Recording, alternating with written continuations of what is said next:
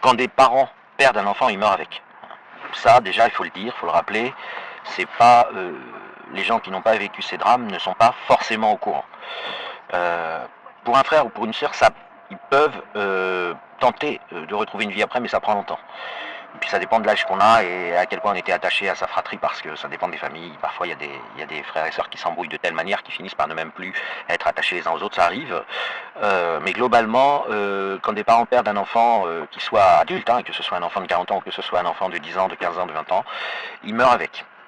Et la douleur est infinie, comme vous pouvez imaginer, mais je ne vais pas chercher à faire un concours de mots.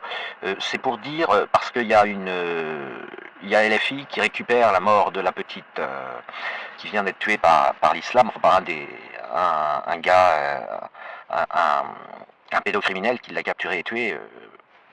On va dire que de manière routinière, hein, je rappelle que les probabilités sont terribles. Un tel mec, enfin dès lors qu'un mec est contaminé à l'islam et se trouve sur le territoire dans une situation un peu livrée à lui-même, la probabilité qu'il attrape et qu'il viole des petites filles est plus de 1000 fois supérieure à un non-musulman, pour les raisons qui sont publiées sur Mattel.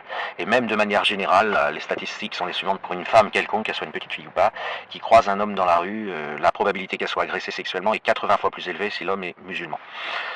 J'ai expliqué pourquoi. Enfin bon, c'est l'islam qui est comme ça, culte de la masculinité, féminité de la vie très dévalorisée et surtout très peu ressentie dans leur tête, parce que sinon ça les ferait apostasier, etc. Enfin, c'est tout un processus.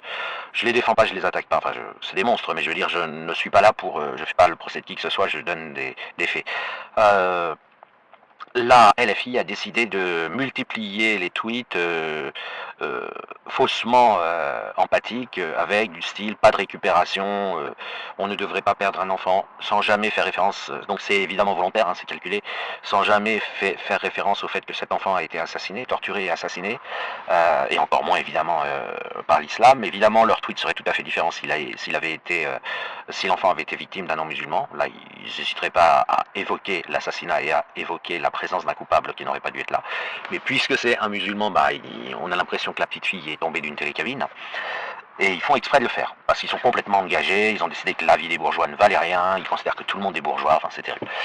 J'en ai déjà parlé dans d'autres vidéos. Donc je voulais attirer l'attention sur l'absence d'empathie qu'a cette... je ne sais pas si on peut parler de gauche, hein, cette islamo-gauche totalement engagée dans son processus d'alliance avec le djihad pour détruire le capitalisme. J'en ai déjà parlé, c'est rationnel. Enfin, en tout cas, leur plan de détruire le libéralisme et le capitalisme est tout à fait, sur le plan technique, respectable, au sens où il a des chances de marcher. Après, ils oublient de dire ce qu'ils feront après. Alors, quand on les interroge, ils disent on va construire une société communiste, en gros, et on va faire apostasier nos anciens alliés en buvant un café avec eux et en leur expliquant que l'athéisme c'est mieux. Alors, encore une fois, le reste du monde n'existe pas, ils n'ont pas compris que c'était difficile, ils n'ont pas compris déjà que l'économie c'est difficile, ils ont des solutions pour tout qui sont du café du commerce, mais en plus ils n'ont pas non plus compris que c'était difficile de faire apostasier les musulmans et qu'ils ne pensent pas comme eux, les musulmans. Voilà, ils ne pensent pas gauchistement. Voilà, c'est terrible. Et qu'est-ce que je voulais dire? Ah ouais, je voulais aussi... Bah en fait non, je vais faire une seule vidéo et puis voilà. Je voulais faire deux vidéos et donc j'ai déjà fini le premier sujet. Je rappelle le deuxième sujet concernant la maladie qu'est l'islam et le crime contre l'humanité qu'est l'islam, puisque on voit encore, bon c'est une question de politesse, hein, mais c'est des conventions de discussion. Quand on a beaucoup d'abonnés ou beaucoup d'audience, on est obligé de surveiller ses paroles. Une distinction entre islamiste et islam et musulman, encore une fois, cette distinction n'est pas pertinente pour l'échange de fonds. Pourquoi? Parce que s'il existe bien des degrés, ces degrés sont trompeurs. Alors je vais prendre une échelle de 0 à 10. Disons que 0 c'est la personne qui n'est pas du tout musulmane, qui l'a jamais été, etc. L'apostat de l'islam, alors lui on pourrait le mettre à -1 parce qu'il est encore moins musulman que les gens qui n'ont jamais été musulmans, etc. Et puis après à 1 c'est les gens, voilà, ils sont pas encore musulmans, mais ils sont un peu proto-islamisés, la mode dans la cour de l'école, dire walla wesh, avoir l'air viril, voilà, les gens du sud aussi de la France, l'islam a beaucoup plus imprégné le sud de la France. Ensuite 2, on passe dans le monde des gens qui s'affilient officiellement à l'islam. Alors 2, on va dire que c'est les apostats secrets, c'est-à-dire que c'est des gens qui ont apostasié mais qui ne peuvent pas le dire, puisque si vous êtes dans un environnement musulman, que vos parents sont musulmans, vous ne pouvez pas apostasier, sinon ils vous tuent ou ils vous torturent, enfin bref, c'est très difficile et c'est tout à fait vrai en Occident. Alors évidemment c'est pas dans 100% des cas, mais les probabilités sont trop élevées que ça arrive et de manière trop inattendue.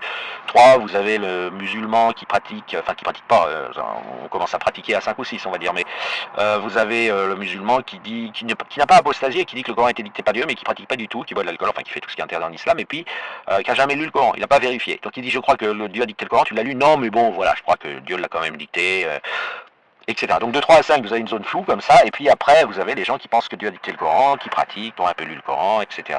Jusqu'à 10 vous avez les musulmans, le salafiste, taliban, Daesh, etc. C'est une échelle qui n'est pas suffisante pour décrire les processus, parce que vous pouvez être à 3.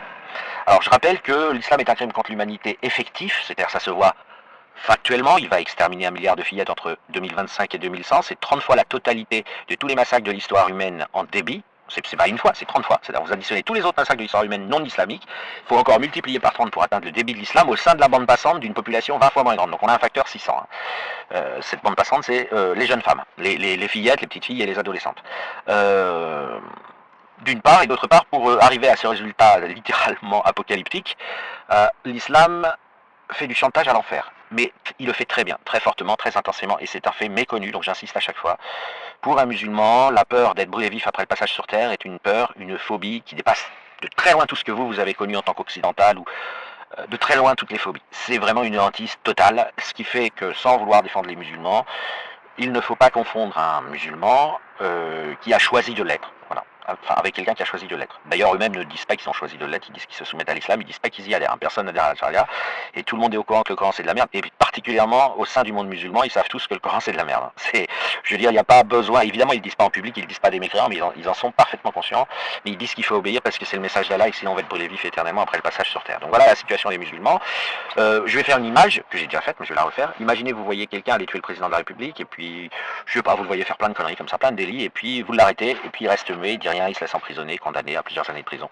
Bah, il faut penser à chercher pourquoi. Alors, vous apprendrez peut-être que ces 4 enfants ont été kidnappés par la mafia, et que la mafia lui donne des ordres, en lui disant sinon on va brûler vif tes enfants dans 1 an ou 2 si t'as pas obéi, et après les envoie, voilà. Et donc cette personne obéit, voilà. Et ben l'islam c'est un peu ça. Hein. C'est un peu ça, et je sais que les gens agnostiques, athées, ou trop modérés de d'autres, enfin modérés de n'importe quelle autre religion, puisque l'islam est le seul à avoir réussi profondément ce chantage, n'arrivent pas à s'imaginer ce que c'est de cette peur, ce chantage à l'enfer, ils n'arrivent pas à vivre charnellement et profondément le pari de Pascal que s'inflige chaque musulman, et qu'ils n'arrivent pas à surmonter. C'est une maladie grave, puisque pour en plus faire face à ce pari de Pascal, il va s'auto-mutiler, s'auto-détruire un certain nombre d'éléments de son organisme, donc il va devenir handicapé, parce que préventivement, il souhaite ne pas se retrouver dans une position d'apostasie un jour, peut-être dans 5 ans, peut-être dans 10 ans, et terminer dans le feu où il sera brûlé vif éternellement. Donc voilà.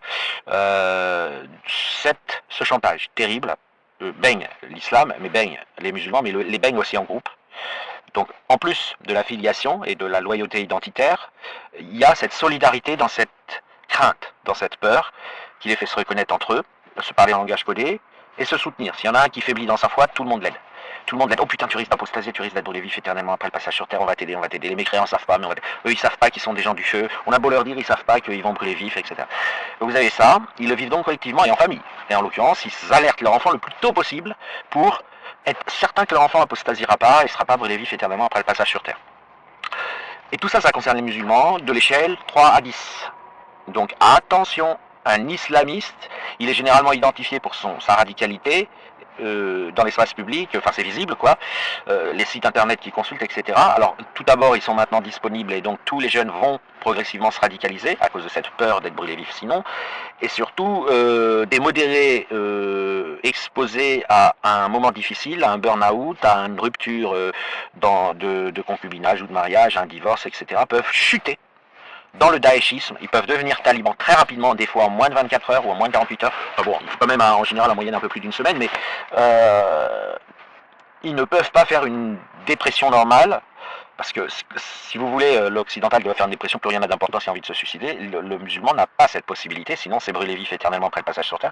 Et donc, comme il n'a plus rien dans le cerveau, ce qui est une caractéristique de la dépression, il va avoir en tête plus souvent cette peur qui va le ronger, et donc il va devenir automatiquement un terroriste pour éviter cette torture. Donc, automatiquement ou presque. Enfin, en tout cas, la chute dans les aléas dans la vie du musulman peuvent le faire. Quand un occidental termine en maison de repos et puis qu'au bout de 6 mois il sort parce qu'ils ont réussi plus ou moins à guérir sa dépression, à la stabiliser, le musulman va accomplir une opération terroriste afin de... Il ne supporte plus la vie, et puis afin d'utiliser la méthode qui est prônée par l'islam, qui est mourir en martyr pour aller au plus haut niveau du paradis. En réalité, ce qui va surtout l'intéresser, c'est d'éviter les flammes de l'enfer, la torture absolue qu'il y a en enfer à être brûlé vif éternellement.